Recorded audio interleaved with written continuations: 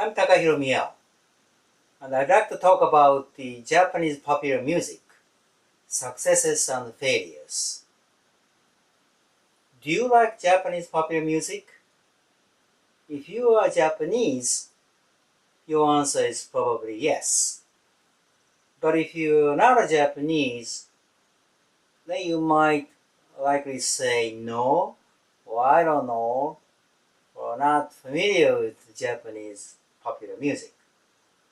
Well, such a difference in answers reflects the success and failure of Japanese popular music.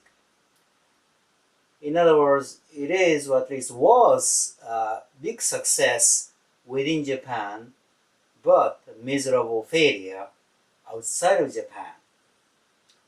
Of course, there are some exceptions. One notable exception is Q Sakamoto's Sukiyaki song with the original Japanese title Ueo Muite Aruko that reached the top of the US Billboard Hot 100 charts in 1963, exactly 50 years ago. But that is the one and only Japanese song which has ever made it to the top of the US Billboard charts.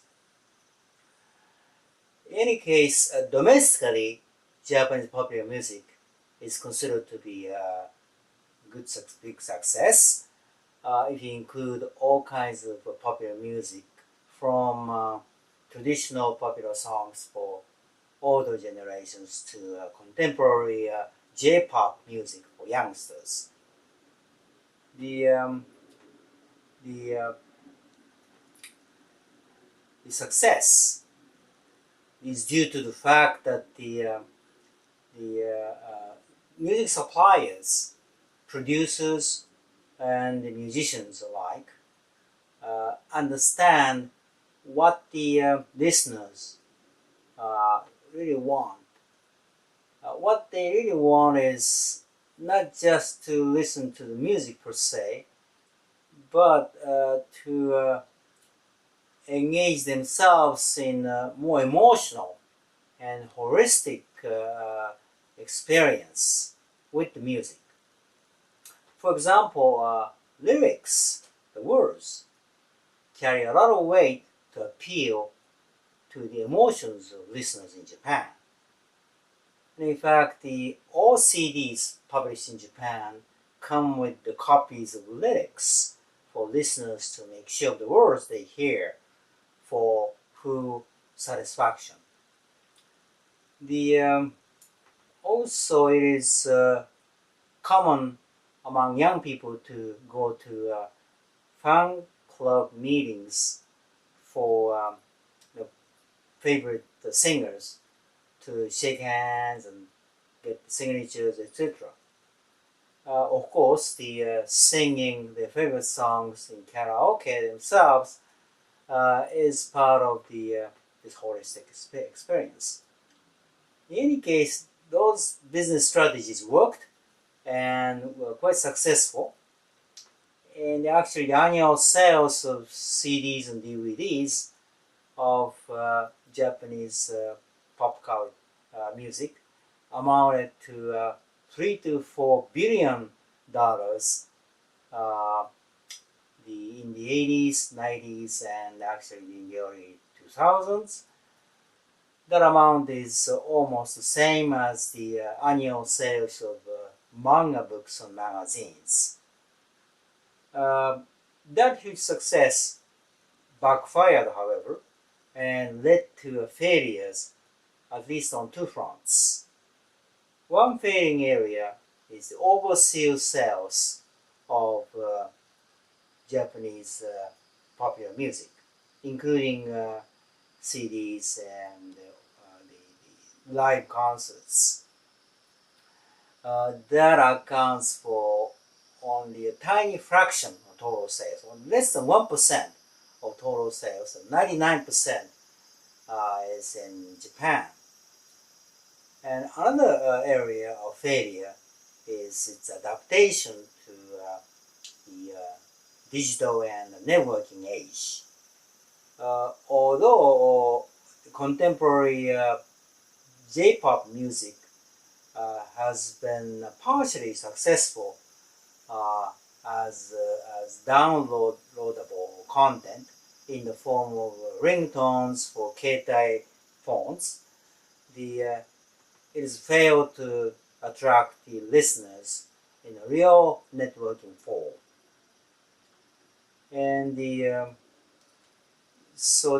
those are the failures, the serious failures. However, some say that the Japanese popular music is alive and well in the world music scene, especially in the field of interaction and collaboration with the related fields, namely visual fields such as animation and this fashion design, and also technology fields such as techno music or the robotics and virtual reality. Well, in a sense, it all started with the well-known YMO, Yellow Magic Orchestra, which broke into the world music scene in the late 1970s and early 1980s, with the help of entrepreneurial producers, songwriters like Mr. Kunihiko Murai, actually a friend of mine, living in Hollywood now. And one of the YMO members is Ryuichi Sakamoto, who is well known as Academic Award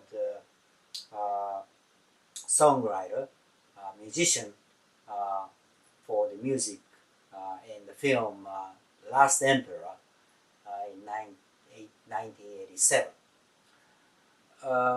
The current developments of these visual and technology music areas are really exciting.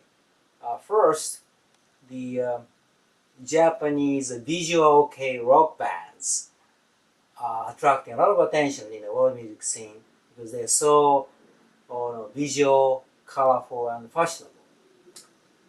The second is the animation songs, and that is probably the most successful genre of Japanese popular music in the world.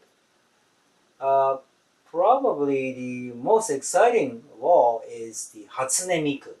Hatsune Miku, that's artificial created vocaloid character appearing everywhere, from DVDs, games, SNS, to the actually live concerts with the robot with the synthesized voice. And it's a big hit in the world music scene.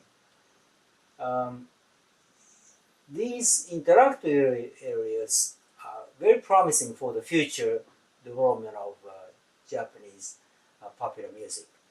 And without the help of these fields, strong fields in the Japanese culture and society, the Japanese popular music might well be losing its popularity and competitiveness in the world. Well, that's the success and failures of Japanese popular music. Thank you for listening.